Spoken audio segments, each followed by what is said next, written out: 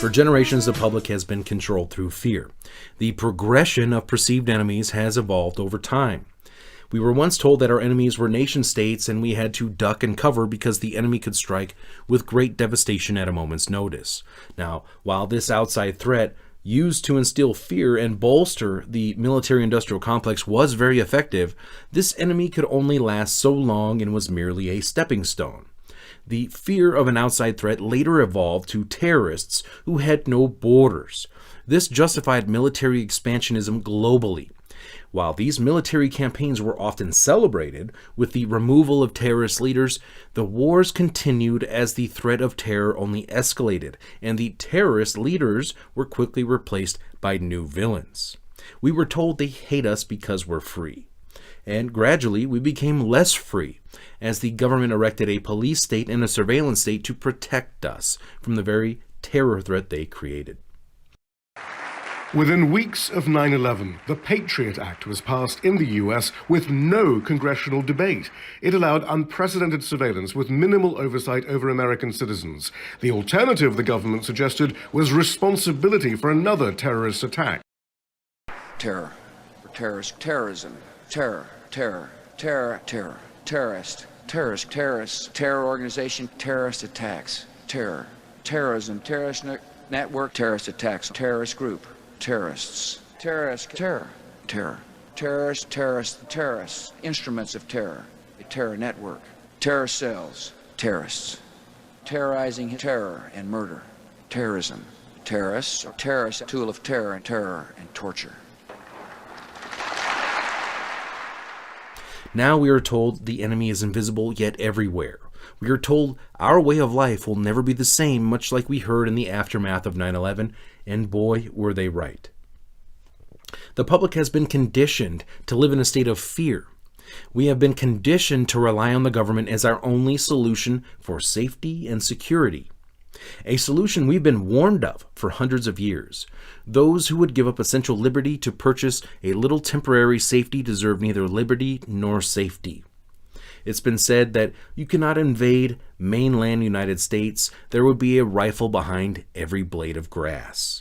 So how do you take over a country without firing a shot? Step 1, declare an emergency. Step 2, roll out weaponized propaganda. Step 3, enforce a nationwide lockdown. Step 4, make the public so desperate they will beg for a state-sponsored solution. Step 5, COVID 1984. All to justify freedom as a casualty of war. So what's the next shoe to drop? Where do we go from here? Now, I've been saying for a few months now that we are due for a false flag, and the response has been that either people agree or people are accusing me of being a fearmonger, that I profit from this crisis. I profit financially from this in no way, shape, or form at all whatsoever. Or people say that we're already in a false flag right now. We're experiencing a false flag right now. Now, while this may be true, we must recognize that the stage is set, and the need for another event may be presenting itself as more and more people grow tired of the lockdowns, as more and more people begin to resist. Now, I'm just saying it may be time for the people to be reminded just how much they need the government to protect them in this global crisis, right? The people may need to be reminded how much they need to obey, how they need to stay in line, stay in lockdown, get back inside. Now, the mainstream media has quietly been injecting this train of thought into the discussion by saying that terrorists and or neo-Nazis could use this crisis as an opportunity to carry out an attack. Now, I'm not saying that this is going to happen 100%, but based on history, it is a real possibility, and 9/11 is the perfect example. While the rubble of the Twin Towers was still smoldering, they were actively trying to rush the Patriot Act through, and they were met with resistance. Well, how did they respond to that resistance? With an anthrax attack, a bio-warfare attack. And they didn't have to kill thousands of people. Fear alone was enough to sell it. So here we are now.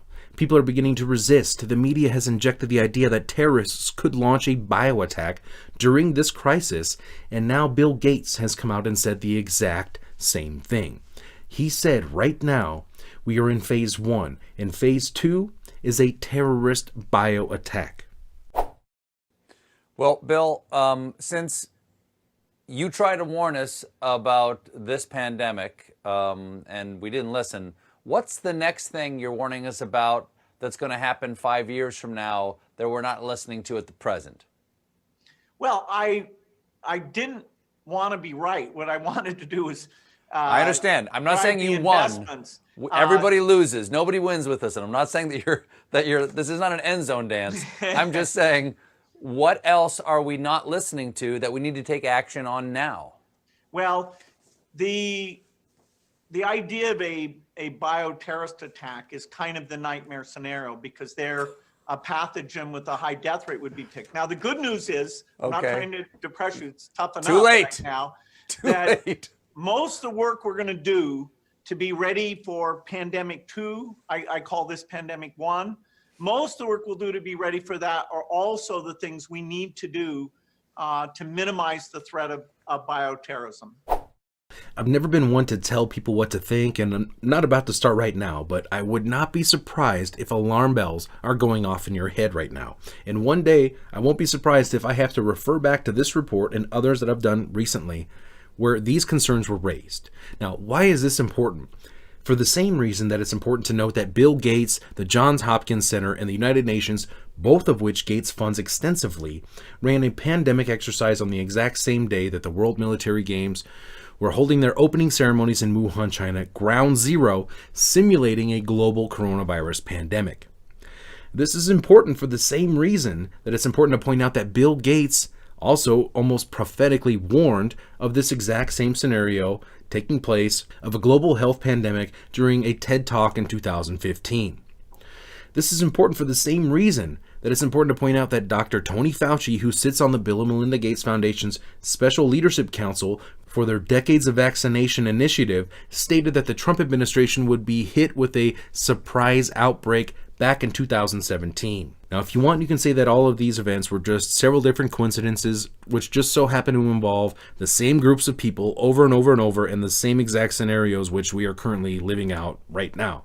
Or you can say that the writing has been on the wall for some time. So what is the end game here? Well, in my opinion, it's global governance delivered through technocracy, which is a scientific dictatorship run by an unelected elite, which are ready to roll out a new digital system of control, which will be run on 5G, artificial intelligence, biometrics, and the blockchain.